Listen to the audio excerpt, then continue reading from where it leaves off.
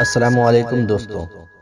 وقت اچھا ہو تو آپ کی غلطی بھی مذاق بن جاتی ہے، اور وقت خراب ہو تو مذاق بھی غلطی بن جاتا ہے۔ برائی کی طرف نفس دوڑ کر جاتا ہے، جبکہ نیکی کی طرف اسے گھسیٹ کر لانا پڑتا ہے۔ کسی کو حاصل کرنے کے لیے خود کو تباہ نہ کریں۔ دوستوں، غلطی اسی سے ہوتی ہے جو محنت کرتا ہے۔ نکموں کی زندگی تو دوسروں کی غلطیاں نکالنے میں گزر جاتی ہیں۔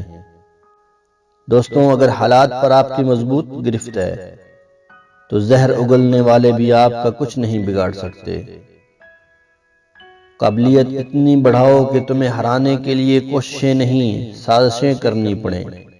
جب دل ٹوٹ جائے تو اٹھا کر اسی مصور کے پاس لے جاؤ جس نے بنایا ہے، کیونکہ اس سے بہتر تو کوئی جان ہی نہیں سکتا کہ کون سا رنگ کہاں بھرنا ہے اور کس دھاگے سے کہاں پیوند لگانا ہے۔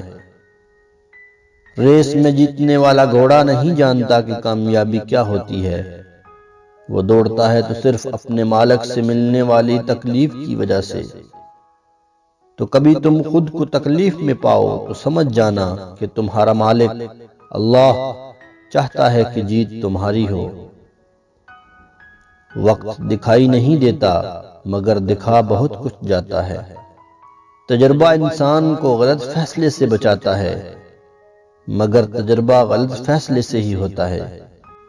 کوئی بھی پتھر ہتھوڑے کی آخری ضرب سے ٹوٹتا ہے، لیکن اس کا مطلب یہ نہیں کہ ہتھوڑے کی پہلی تمام ضربیں بیکار گئیں۔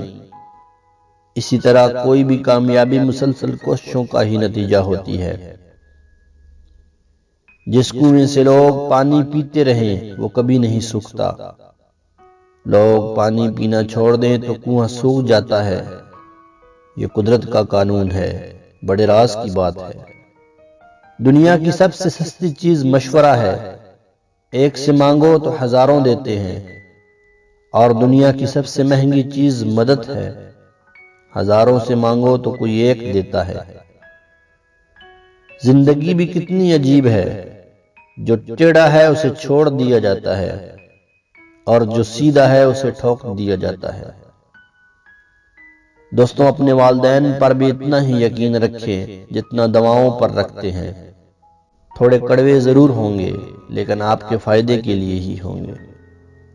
اکڑ تب تک چلتی ہے جب تک پکڑ نہیں ہوتی۔ انسان کی تمام پریشانیاں دو باتوں کی وجہ سے ہیں: تقدیر سے زیادہ چاہتا ہے اور وقت سے پہلے چاہتا ہے۔ ہمارے مسئلے اور ہماری پریشانیاں بھی راز ہوتی ہیں، ان کا دوسروں کے سامنے اشتہار نہیں لگاتے۔ جو انسان اپنے آنسو دوسروں سے صاف کرواتا ہے وہ خود کو بے عزت کر دیتا ہے، اور جو اپنے آنسو خود پونچھتا ہے وہ پہلے سے بھی مضبوط بن جاتا ہے۔ لفظ آپ اور تم دونوں کا مطلب ایک ہی ہوتا ہے، لیکن اس سے بولنے والے کی تربیت کا پتہ چلتا ہے۔ مشکل تو یہ ہے کہ ہمیں پیٹھ پیچھے بولنے والے با اخلاق اور منہ پر بولنے والے بدتمیز لگتے ہیں۔ ذرا سوچئے گا، محلے کی مسجد میں جاتے نہیں ہیں اور مدینہ میں مرنے کی دعائیں مانگتے ہیں لوگ۔